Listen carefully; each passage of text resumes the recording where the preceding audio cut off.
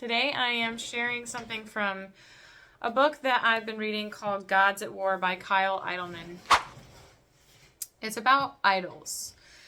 And there's a section that helps you basically to identify your idols.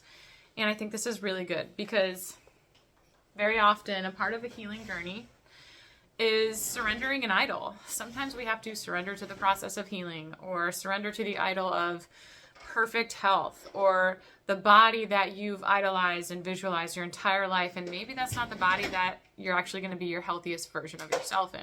Diets themselves can be idols. Look at my story. The ketogenic diet really was something that I was trusting more than God himself, and I had to surrender that idol.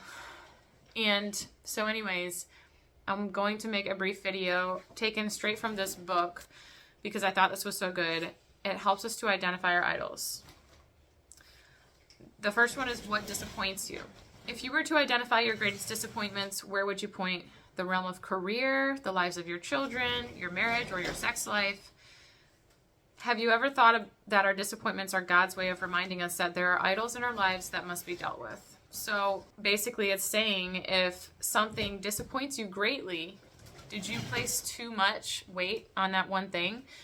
Say you didn't reach your goal weight by your goal end date. How much is that really going to disappoint you? Is it going to shatter your world? Is it going to crush you? Maybe that's an idol, perhaps. It doesn't mean that things that disappoint you are always idols, but it's a way, again, to identify your idols. So if you have a lot of disappointment in something, it really does point to how much weight you're giving it. How much power does this have over your life? What do you complain about the most? Examples: financial situation, sex life, lack of respect in the office,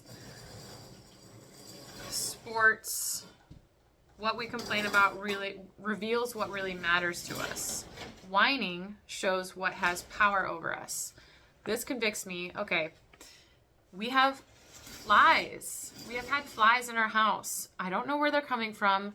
Yes, we live out in the country. Some flies are expected, but there are just some days where they're so bad, I literally go crazy. I mean, I don't literally go crazy, but I complain about it.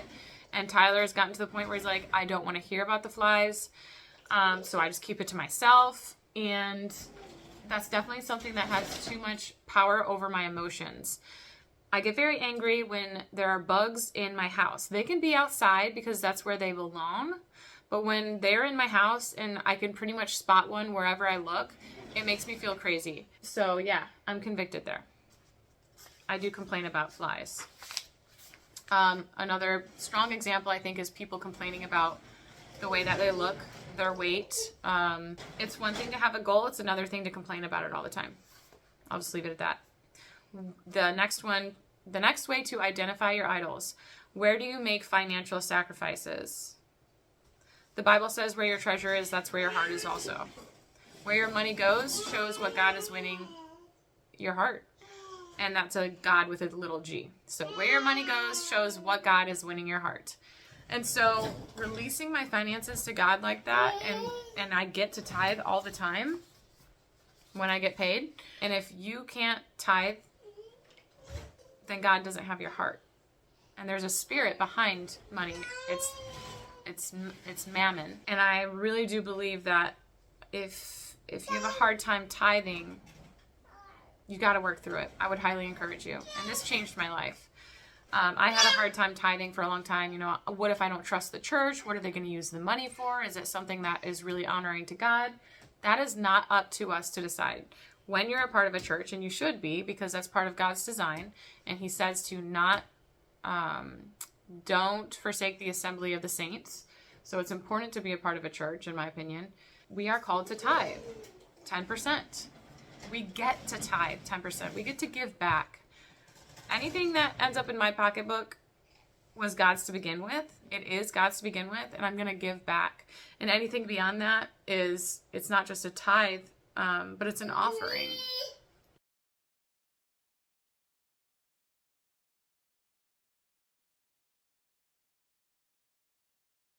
Always brings me more freedom. And I never want money to be a place of worry for me. I don't want it to have that that power over me. And the more that I release it to God and entrust it to God, the more he blesses us. So it's really amazing. Another one is what worries you. I feel like this is really similar to the other ones, but it's a good one. So worry, a good example of this, and I'm not thinking of particular people, by the way, in these situations. I promise I'm not, because there are more than one for every single one. And I am including myself too. So what worries me the most? I mean, I guess health issues could be one that we probably relate to very easily. Are you worried about, you know, where you'll be in the next 10 years? To some degree, I think it's wise to be concerned, but if you're constantly worrying and fretting and you're using Dr. Google every 2 seconds and you're self-diagnosing and you're just living in this world of constantly basically obsessing and worrying, that is not glorifying to God, and that is definitely an idol. You could worry about it being the end of the world. You could worry about not having enough money. You could worry about so many things. Me getting excited but also anxious in some ways about my retreat coming up. I am just really staying on top of myself and trying to be accountable to not let that become worry, because I don't want it to be an idol. I don't want to use this wonderful blessing that God has given us, this opportunity to host retreats from our property, to be something that actually becomes an idol. It's going to be amazing, and it's going to be what God provides it to be, and I'm not going to worry beyond that. Where is your sanctuary? Where do you go when you're hurting? Let's say it's been a terrible day at the office. You come home and go where? To the refrigerator for comfort food like ice cream? To the phone to vent to your most trusted friend? Do you seek escape in novels or movies or video games or pornography? Where do you look for emotional rescue? I thought this was a really good one. Where is your sanctuary? For me, nature parks are my sanctuary. David loves nature as well. But I don't want it to become an idol. So I think that my sanctuary should always be a place of prayer. And thankfully we can pray wherever we are. But if you are running to food for comfort, because that used to be my sanctuary, it was an escape, or anything else, I would definitely say that exercise used to be an idol for me. That was a way to numb and escape. It's a good outlet, but when it starts to become a replacement for God, then it's an idol. And so where do you run to what's your sanctuary? I think that's a really good one. So I think those are the main ones. Oh, there's 2 more. What infuriates you? Something that we say makes us crazy. Okay, this could be flies for me. Being your best is an idol. How do you respond sitting in traffic? Okay, traffic is good. When someone cuts you off, does that infuriate you?